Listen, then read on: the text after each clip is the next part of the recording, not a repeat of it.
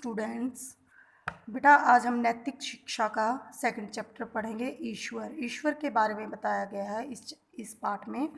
ईश्वर स्वामी को कहते हैं, मालिक को भी कहते हैं।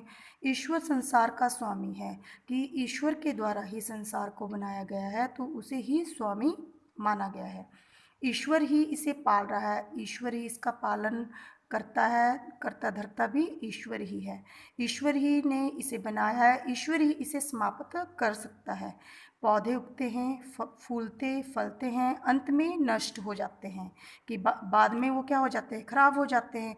संसार इस नियम में चल रहा है, संसार भी इसी दिशा में चल रहा है कि मनुष्य जन्म लेता है, फिर उसकी मृत्यु निश्चित है, नाशवान है। ये संसार जो है आपका नाशवान है।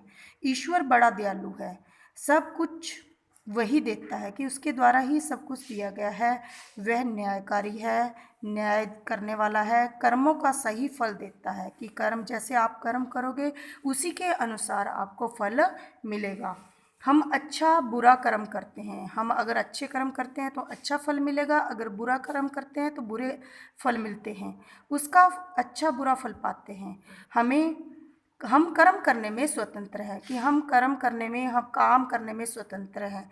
कर्म का फल पाने में भी स्वतंत्र हैं कि कर्म का जो फल मिलता है उसमें भी हम स्वतंत्र ही हैं।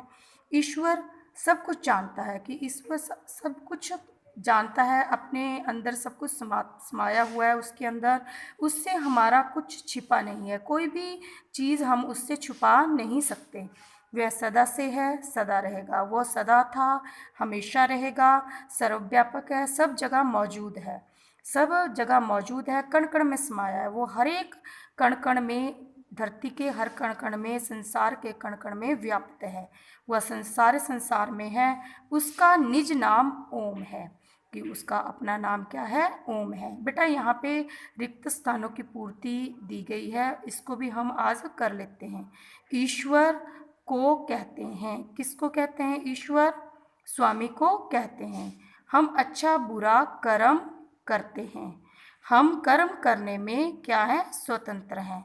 ईश्वर का निज नाम क्या है, ओम।